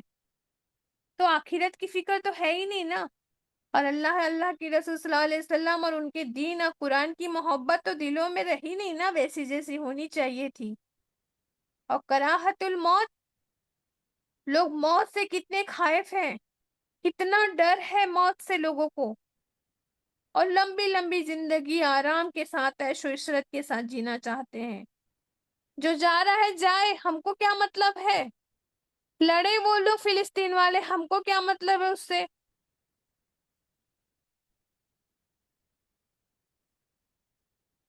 یہ موت کی کراہت اور ڈر ہے کہ آج امت کمزور ہوتی چلی جا رہی ہے۔ اس لیے ہجری سال کے آغاز میں جب یہ کربلا کے واقعے، یہ رجحانیں دہرائی جاتی ہیں، امام حسین رضی اللہ عنہ کی شہادت کے قصے کو دہرایا جاتا ہے، تو ہمیں شہادت کی فضیلت کو کیا کرنا چاہیے؟ عظمت کے درش کو، شہادت کی عظمت کے درش کو بھی تازہ کرنا ہے ہم کو۔ امام حسین رضی اللہ عنہ نے میدان کربلا میں حق کی سربلندی کے لیے، اپنی ذات ہی کے لیے نہیں، اپنے تمام قیمتی محبوب نفوس کی، ان کے جسموں، ان کے کھال کی، ان کی ہڈیوں کی، ان کے خون کی قربانی دے دی، اپنے لاڈلوں کی، اپنے عزیزوں کی، اپنے چہیتوں کی، چھوٹے چھوٹے بچوں کی قربانیاں دے دی، دودھ پیتے بچوں کے ان کے حلق کے اندر نیزے ڈال کے ان کو ہاتھوں میں شہید کر دیا گیا، امام حسین رضی اللہ عنہ کے۔ اتنی بڑی قربانی، اٹھا اٹھا کے، کوئی اٹھانے والا نہیں تھا لاشا کو، بچوں کی لاشا کو اٹھا اٹھا کر لاتے تھے اور خیمے کے پیچھے جمع کرتے جاتے تھے۔ تربیت کیا ہے؟ اصل بات یہ نہیں ہے کہ ان کی شہادتوں پر رونا ہے، اصل ہے اپنی قربانی کی کمیوں پر آنسو بہانا ہے نا۔ دین کی سربلندی، اشاعت، حفاظت کی خاطر اپنے تن من دھن، اپنی اوقاتوں، اپنی صلاحتوں، اپنے پیاروں کو، وہ جو اللہ نے فرمایا ہے نا کہ اپنی محبوب چیزوں کو قربان کرو، تو وہ کرنا ہے۔ تو الحمدللہ، تو ہمیں سبق ہے، اللہ نے جو فرما دیا کہ چھوٹی سی جماعت جو صحرا میں ایک دریا کے کنارے پر رہ کر پیاسی کٹ گئی تھی، شہادتوں میں وہ خون کے گھونٹ پی کے شہید ہو گئی تھی، ان حق پرستوں کی جماعت نے پیغام دیا ہم کو کہ تم جو منتظر ہو گئے ہو، تم جو منتشر ہو گئے ہو، تم ایک جماعت بن جاؤ، متحد ہو جاؤ۔ آج ہم کیا ہو گئے ہیں؟ فرقہ فرقہ میں بڑھ گئے ہیں نا۔ تو اللہ کا یہ بتانا چاہتا ہے کہ تم ایک ہو جاؤ۔ اللہ کا ہاتھ اس جماعت کے اوپر ہے نا، ایسی جماعت بن جاؤ جو اللہ کے دین اور خیر کی دعوت دے۔ یہی تو لیسن ملتا ہمیں اس واقعے سے، صبر کا طریقہ، استقامت کا طریقہ سکھا رہا ہے نا۔ ان کا نہیں جانا کیا سکھاتا؟ استقامت ہے، حب رسول صلی اللہ علیہ وسلم کا صحیح طریقہ سکھاتی ہے یہ واقعہ، محبت رسول صلی اللہ علیہ وسلم کا صحیح تقاضا سکھاتی ہے یہ واقعہ۔ امام حسین رضی اللہ عنہ کو بے پناہ محبت تھی نا نانا حضور سے، پھر کیا کیا اس محبت کے لیے؟ صرف محبت کیا؟ محبت کے بدلے محبت دیا کیا؟ کیا صرف عقیدت پیش کر دیا، میرے نانا حضور، میرے نانا حضور؟ کیا صرف احترام کیا؟ حب رسول صلی اللہ علیہ وسلم کا صحیح تقاضا سکھا گئے امام حسین رضی اللہ عنہ۔ محبت کرنا ہے نا رسول صلی اللہ علیہ وسلم سے، اللہ کے بعد سب سے زیادہ محبت۔ آپ صلی اللہ علیہ وسلم کو کون سی چیز سب سے زیادہ محبوب تھی؟ آپ جانتے ہیں نا کہ جو چیز سب سے زیادہ محبوب ہوتی ہے اس کے لیے سب سے زیادہ قربانیاں دی جاتی ہیں۔ سب سے زیادہ قربانی انسان اپنے سب سے زیادہ محبوب کے لیے دیتا ہے۔ مثلاً ایک عورت کو اس کا بچہ سب سے زیادہ محبوب ہوتا ہے نا، اس لیے وہ اپنی ہر چیز کو بچے کے لیے قربان کر دیتی ہے، اپنی نیندوں کو، اپنی صلاحیتوں کو۔ جو نوکری پیشہ ہوتی ہے وہ اپنی نوکری چھوڑ دیتی ہے بچوں کے لیے، ہے نا، اپنے آرام کو چھوڑ دیتی ہے بچے کے لیے، اپنے وقت لگا دیتی ہے، ساری قربان کر دیتی ہے۔ اپنا نہیں کھاتی، بچے کو کھلاتی پلاتی ہے، گیلے میں خود سو جاتی ہے، بچے کو میں سلاتی ہے۔ آپ صلی اللہ علیہ وسلم کو سب سے زیادہ محبوب چیز کیا تھی؟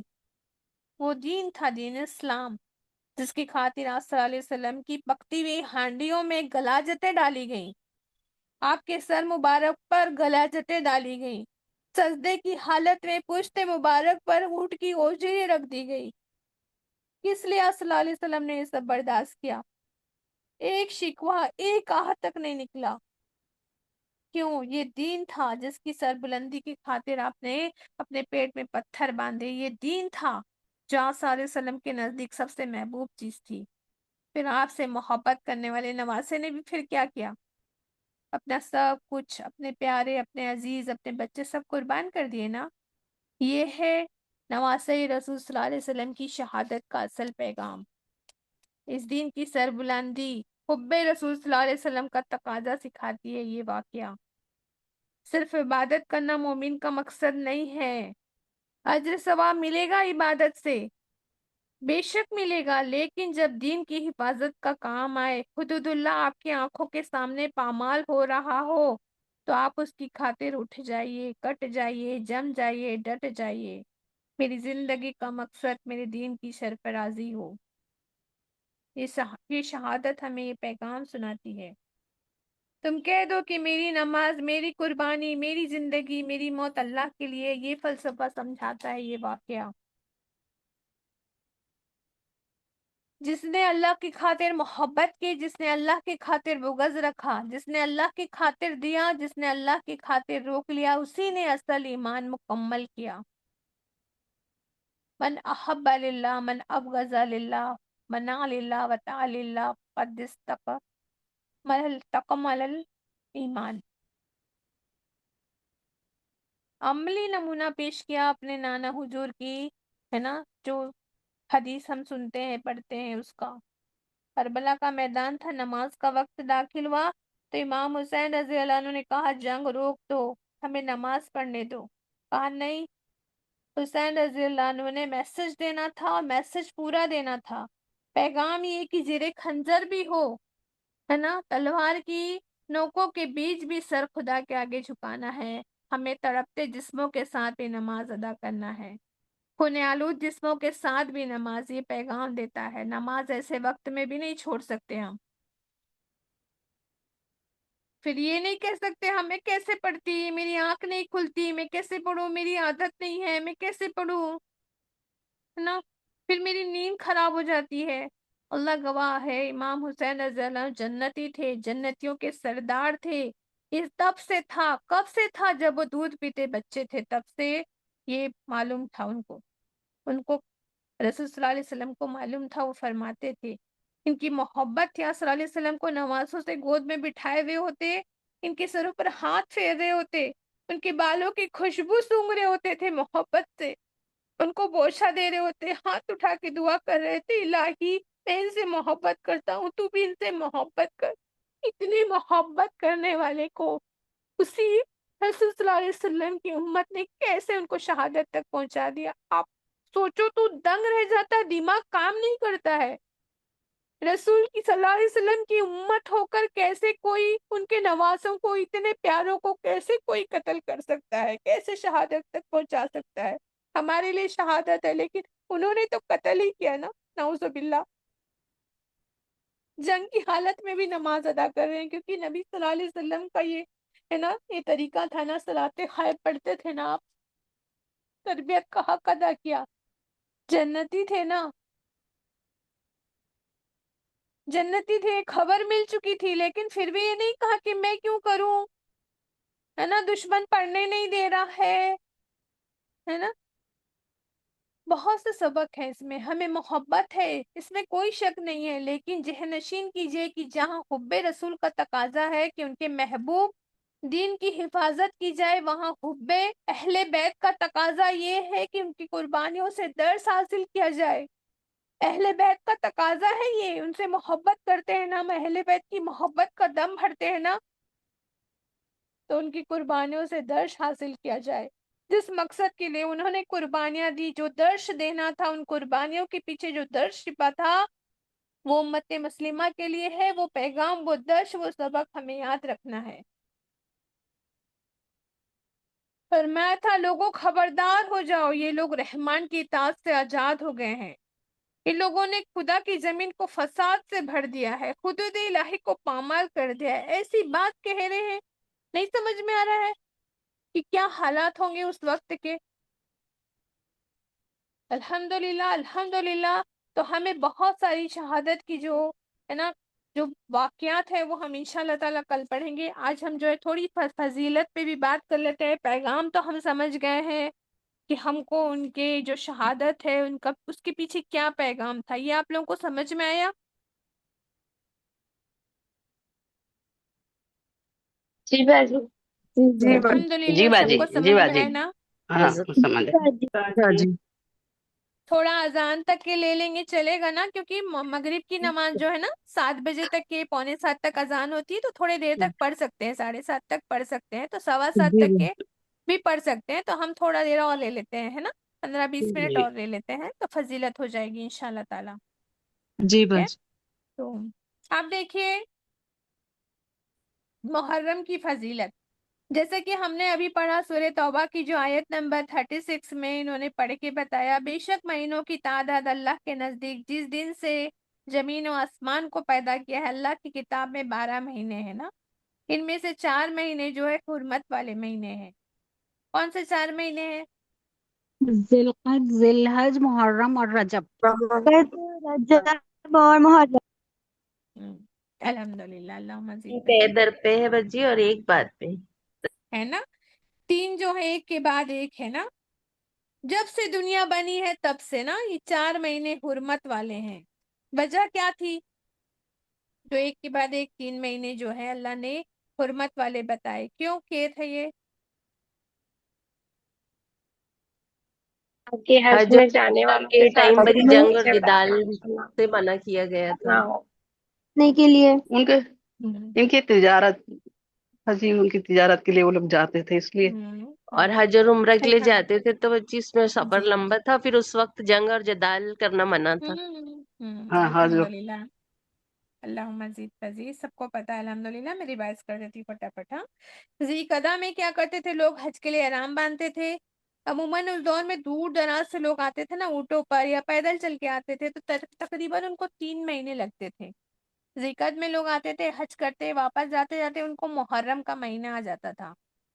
عرب میں اسلام سے پہلے بھی، اسلام تو آپ صلی اللہ علیہ وسلم آئے تب ہوا نا آیا، عرب میں اسلام سے پہلے کوئی خاص رولز نہیں تھے، ریگولیشنز نہیں تھے، کوئی نیم قانون نہیں تھا، کوئی کانسٹیٹیوشن نہیں تھا۔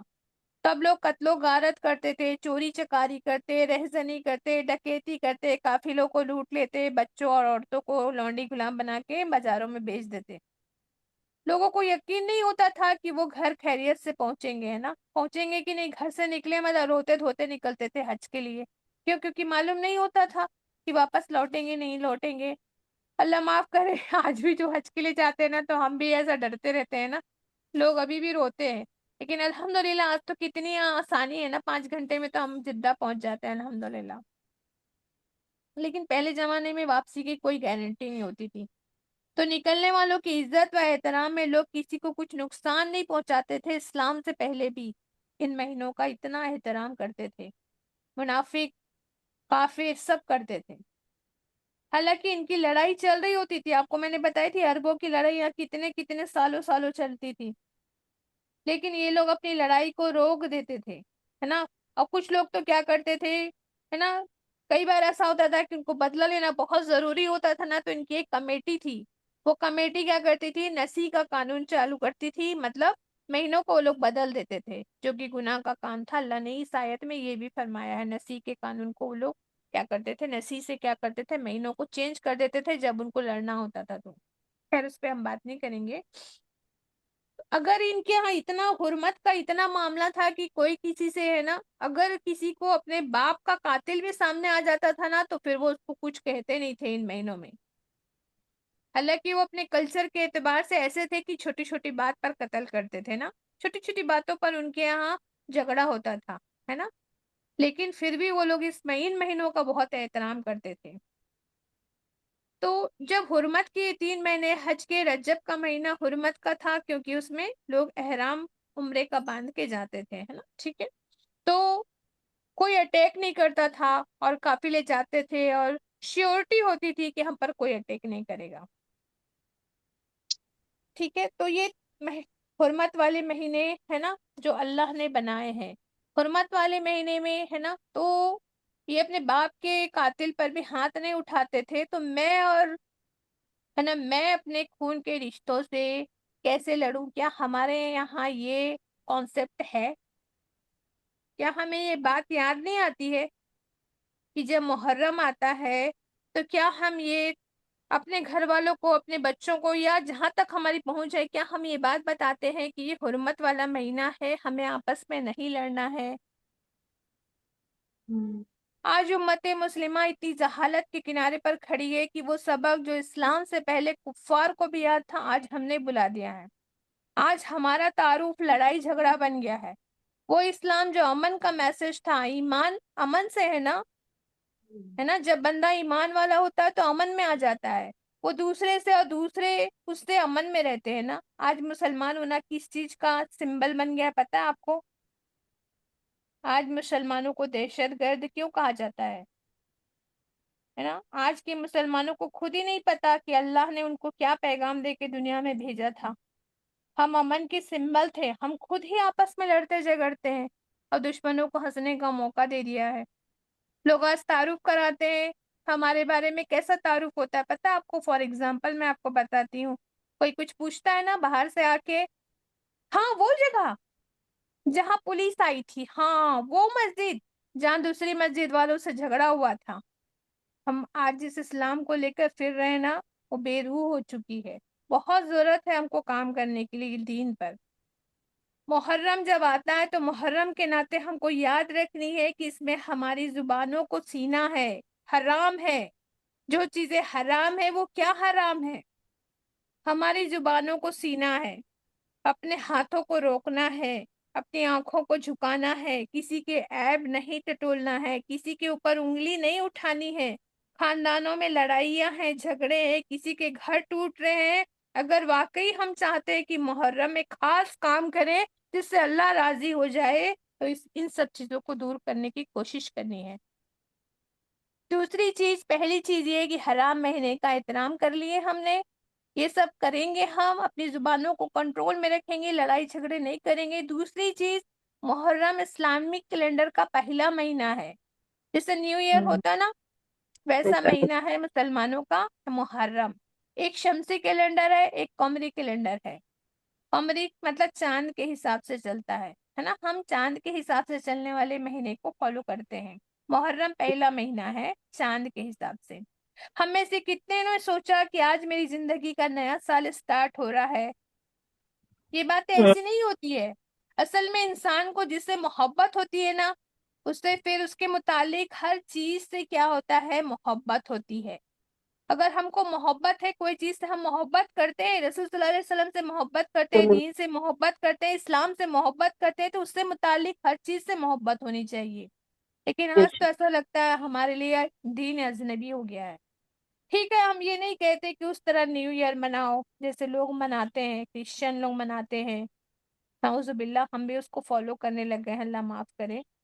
ہم یہ نہیں کہتے کہ رات کو غبارے پھوڑو، ہے نا، ڈانس کرو، ناچ گانے کرو، 12 بجے رات کو لوگوں کا جینا دوبھر کر دو، نہیں کہہ رہے ہم۔ لیکن ہمارے دل میں یہ فیلنگ کیوں نہیں آتی ہے؟ آج ہمارے بچے کیوں بیگانے ہو گئے اسلامی چیزوں سے کہ کب محرم آیا، کب آ کے پلٹ گیا؟ کچھ بھی خیال نہیں رہتا ہے نا۔ تو ہم یہ سمجھیں ہے نا کہ یہ ہمارے لیے نیو ایئر ہے، ہم کچھ تو سوچے، کچھ تو ڈیسائیڈ کریں کہ اس سال میں ایسے ایسے کام کروں گی، کچھ تو پلاننگ کریں۔ کہ لوگ بڑی بڑی دعوتیں کرتے ہیں، بڑی بڑی شادیاں کرتے ہیں، بڑے بڑے ناچ گانے کرتے ہیں، تو کم سے کم یہ تو سوچوں کہ میں اس سال 3 محفل ایسی جماؤں گی جس میں صرف اللہ اور اللہ کے رسول کا صلی اللہ علیہ وسلم کا ذکر ہوگا۔ میں ایسی دعوتیں نہیں کروں گی، لیکن میں کم سے کم ایسی دعوت تو کروں کہ میں اپنی بہنوں کو، اپنے رشتہ داروں کو، سہیلیوں کو بلا کر میں کیا کروں؟ دین کی باتیں کروں اس محفل میں۔ میرے گھر میں ایسی دعوت ہو جس میں دین کا تذکرہ ہو۔ ایسی پلاننگ کرنا ہے ہم کو انشاءاللہ تعالی۔ سمجھ میں آ رہی بات آپ کو؟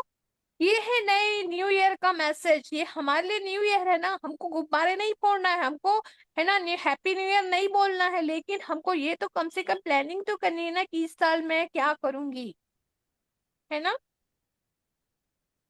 کیونکہ اللہ کے رسول صلی اللہ علیہ وسلم نے کیا فرمایا؟ جس کا آج گزرے ہوئے کل سے بہتر نہ ہوا تو وہ برباد ہو گیا۔ جس کا آج گزرے ہوئے کل سے بہتر نہیں ہوا وہ تباہ ہو گیا، یعنی اس نے اپنے آپ کو امپروو نہیں کیا تو وہ تباہ ہوا۔ چیک کرے کہ میرے آج کا اخلاق کل سے بہتر ہوا کہ نہیں ہوا، میرے آج کے معاملات، میرے آج کی نماز، آج کے میرے روزے کل سے بہتر ہوئے کہ نہیں ہوئے۔ انسان گھر میں رہتا ہے نا، کچھ گھر کی حالات خراب ہوتے ہیں تو اس کو ٹھیک کرتا رہتا ہے نا۔ اگر آپ دیکھو گے کہ کوئی گھر کی مرمت نہیں کرے گا اور گھر کو پرانا کرتا جائے گا تو چند سال میں کیا ہوگا؟ گھر کھوکھلا ہو جائے گا، کھنڈہر بن جائے گا۔ یہی ہے ہمارا، ہے نا۔ ہر دن اپنے آپ کو چیک کرنا ہے، اپنے لیے محاسبہ کرنا ہے۔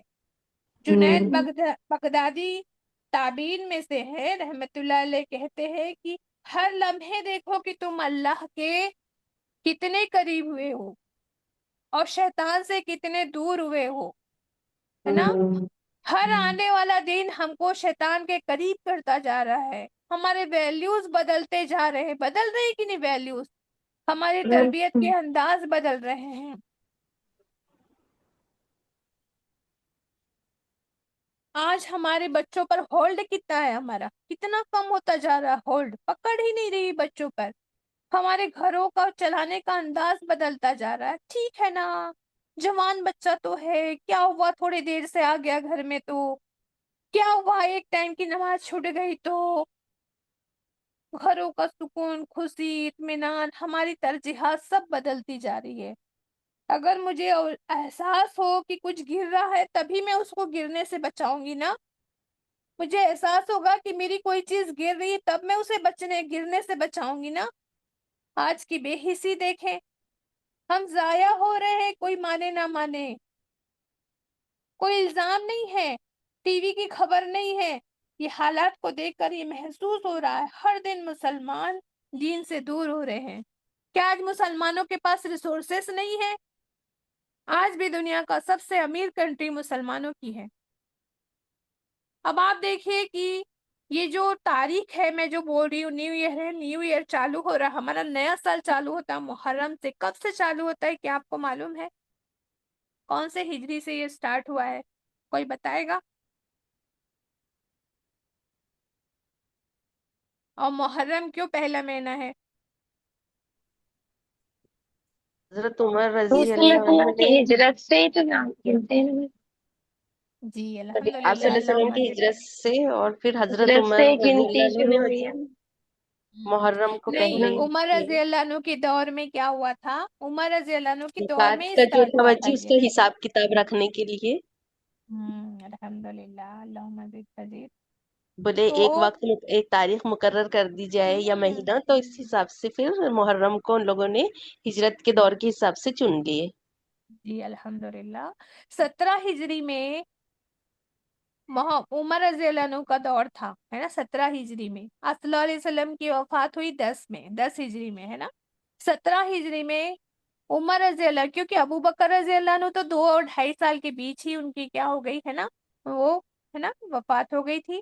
تو 17 ہجری میں عمر رضی اللہ عنہ کا دور تھا۔ اسلام بہت بہت دور تک، اتنے مربع میل تک پہنچ گیا تھا۔ تو 17 ہجری میں کیونکہ اسلامک سلطنت اتنی بڑھ گئی تھی کہ حساب کتاب رکھنا مشکل ہونے لگا تھا۔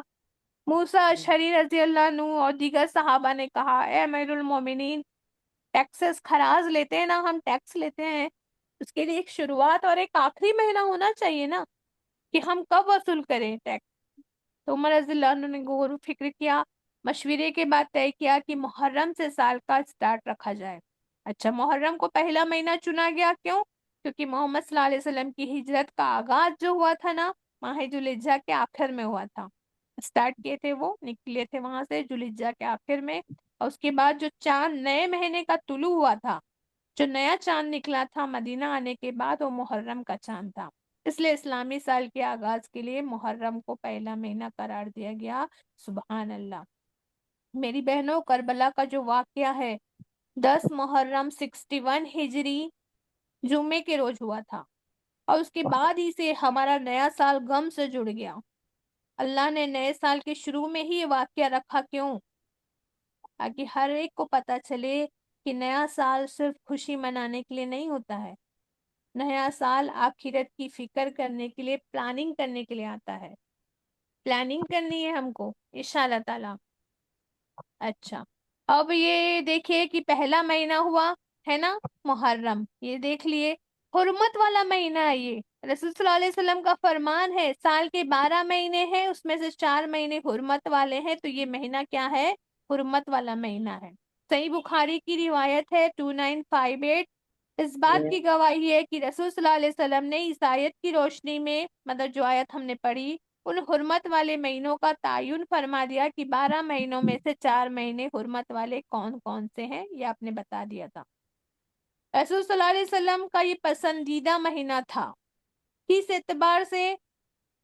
سیدنا عبداللہ ابن عباس رضی اللہ عنہ سے مروی ہے یہ روایت 1867 حدیث نمبر ہے۔ عبداللہ ابن عباس رضی اللہ عنہ فرماتے ہیں میں نے رمضان المبارک کے علاوہ سوائے محرم کے روزے اور خصوصاً یوم عاشوراء کا روزہ جو اہتمام کرتے ہوئے رسول صلی اللہ علیہ وسلم کو دیکھا، کسی اور روزے کا اہتمام کرتے ہوئے نہیں دیکھا۔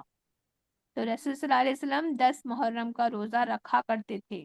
جب آپ کی تشریف آوری مدینہ میں ہوئی تھی نا، تو یہودی لوگ جب آپ آئے نا تو 10 محرم کا روزہ رکھتے تھے، اور آپ صلی اللہ علیہ وسلم نے ان سے پوچھا تھا، سے کیا پتہ چلتا ہے کہ اگر کوئی نیکی کا کام کر رہا ہے تو اس سے پوچھ سکتے ہیں ہم۔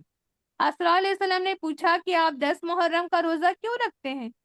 یہودیوں نے جواب دیا کہ اس دن اللہ سبحانہ و تعالیٰ نے موسیٰ علیہ السلام کو اور اس کی قوم کو فرعون کی ظلم و زیادتی سے نجات دی تھی اور فرعون کو غرق کر دیا تھا، تو ہم اللہ کا شکر بجا لانے کے لیے روزہ رکھتے ہیں۔ رسول صلی اللہ علیہ وسلم نے فرمایا تم سے زیادہ ہم حق رکھتے ہیں، کیونکہ موسیٰ کلیم اللہ اللہ کے پیارے نبی تھے اور تمام پیغمبر بھائی ہیں، تو یہ تو ہمیں بھی رکھنا چاہیے۔ تو اللہ کے رسول صلی اللہ علیہ وسلم نے روزہ رکھا اور حکم دیا کہ مسلمانوں روزہ رکھو، اور فرمایا اگر میں آئندہ سال رہا، کیا فرمایا تھا یہ یاد رکھو آپ لوگ، ہے نا؟ فرمایا تھا کہ اگر میں آئندہ سال رہا تو میں محرم کا بھی روزہ رکھوں گا، عاشوراء کا بھی روزہ رکھوں گا اور 9 تاریخ کا بھی روزہ رکھوں گا، تاکہ یہودیوں کی مخالفت ہو سکے۔ تو اس سے کیا پتہ چلتا ہے کہ ہم کو 10 تاریخ عاشوراء کا تو روزہ رکھنا ہی ہے، عاشوراء کا روزہ تو رکھنا ہے۔ کیوں رکھنا ہے؟ کیونکہ اس دن کے روزہ رکھنے سے سابقہ گزرے ہوئے 1 سال کے گناہوں کو اللہ سبحانہ و تعالیٰ معاف کر دیتے ہیں۔ حدیث نمبر 1163 نمبر پہ ہے یہ، ابو قتادہ رضی اللہ عنہ سے مروی ہے کہ 1 سال کے گناہ معاف کر دیے جاتے ہیں۔ تو یہودیوں کی مخالفت نہ ہو سکے اس لیے ہم کو کیا کرنا ہے؟ عاشوراء کا تو روزہ رکھنا ہے، 1 سال کے گناہ معاف ہوتے ہیں اور رسول صلی اللہ علیہ وسلم کی سنت ہے۔ لیکن آپ کی ہے نا، آپ کو یہ پسند تھا کہ میں 1 دن کا 9 تاریخ کا روزہ اور رکھوں، ایک روزہ اور ملا کر رکھوں، تو آپ لوگ 9 تاریخ کو رکھیے اور 10 تاریخ کو رکھیے۔ اگر کسی کا 9 تاریخ کو نہیں جمتا ہے تو 10 کے ساتھ کیا کیجئے، 11 کو ملا لیجئے، لیکن کیا ہے یہودیوں سے مشابہت نہ رکھیں، ٹھیک ہے؟ رسول صلی اللہ علیہ وسلم نے رمضان کے بعد روزے کے اعتبار سے سب سے افضل مہینہ قرار دیا تو محرم الحرام کو ہی قرار دیا نا۔ یہ حدیث میں بھی مروی ہے، صحیح مسلم حدیث نمبر 1982 میں آتا ہے۔ رسول صلی اللہ علیہ وسلم کا فرمان ہے رمضان کے بعد سب سے افضل روزے اس مہینے کے جس کو تم محرم کہتے ہو۔ الحمدللہ، مبارک مہینہ گناہوں کی معافی کا مہینہ قرار دیا گیا ہے۔ اس اعتبار سے صحیح مسلم کی حدیث پہ ہے جو 10 محرم کا روزہ رکھتا ہے 1 سال کے گناہوں کو اللہ تعالیٰ ایک روزے کی وجہ سے معاف فرما دیتا ہے۔